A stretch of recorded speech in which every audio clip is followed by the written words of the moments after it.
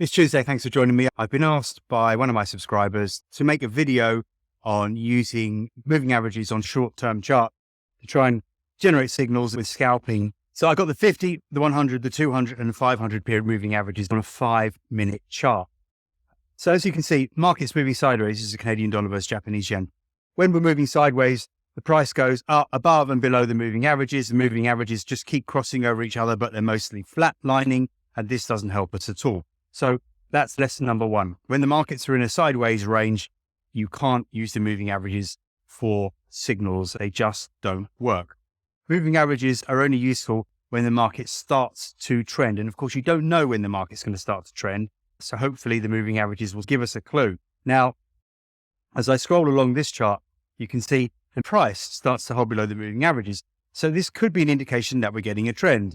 But unfortunately, it turns out not to be the case. We quickly stabilize. And again, the moving averages just flatline around the price.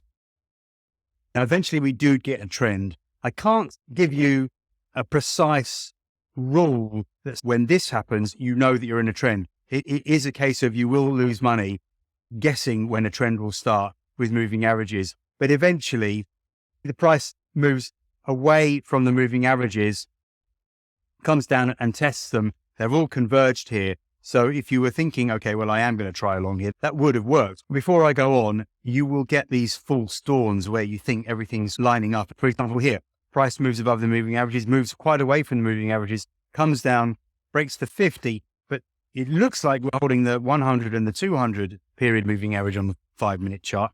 So you might start to think we're pushing away from it, start to break above the 50. You might think this is something that could turn into a bull trend. And of course, we just reverse collapse straight through the moving averages. You've got to be prepared for some losses when you're doing that. When you do get onto a trend, then it's a treat because the moving averages can not only show you that a trend is starting, but they can keep you in the trend. Now, in this 5-minute chart, if you did buy in here on the approach to the 50, the 200 and the 100 moving averages on the 5-minute chart, then we did explode higher.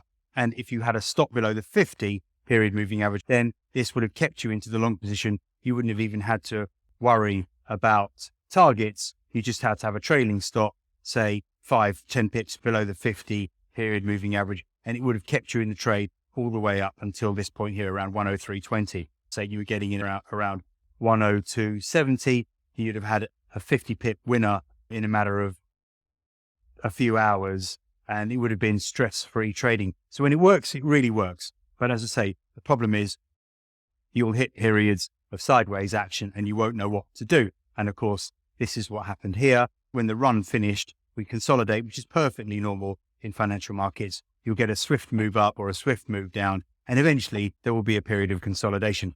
The reason is markets have to trade. So they look for areas of volume. The whole point of having financial markets is for buyers and sellers to come together and do business. The market will search for volume. So this is why the market will then push higher. When it finds volume, when buyers and sellers can meet and do business, that's when the market will stabilize and it will have these periods of sideways moving action. That's the whole point of a market. So it's not unusual for markets to trade sideways. Again, up, down as the buyers and sellers transact their business. And then eventually you'll get a move as volumes dries up and price tries to find a new range where the buyers and sellers can come together and transact their business. Now, as I'm recording this video, perhaps we're just beginning a move to the downside. The 50 period moving average has crossed below the 100 and the 200. Looks like it's soon to cross over the 500. Price is obviously trading below those moving averages as well. We're hitting new lows. We broke the previous lows here. So there is an indication that the Canadian dollar is going to sink further against the Japanese yen. Now, if we bounce back a little bit, let's say to 103.10, and you decide, okay, I'm going to actually gamble on this developing into a short-term trend, and I'm going to put my stop above the black 50 period moving average, you've got a very low risk trade. If you get stopped, you get stopped. But obviously the risk versus the reward could be worth it, because if this develops into a bear trend, you could be looking at 50, 60 pips profit by risking only 10 pips. You're going to have some cutoff point in your mind where you say, okay, if I lose on 3 consecutive trades, I'm just going to stop and reevaluate, wait until I think that another trend is developing. So good luck if you're practicing this strategy.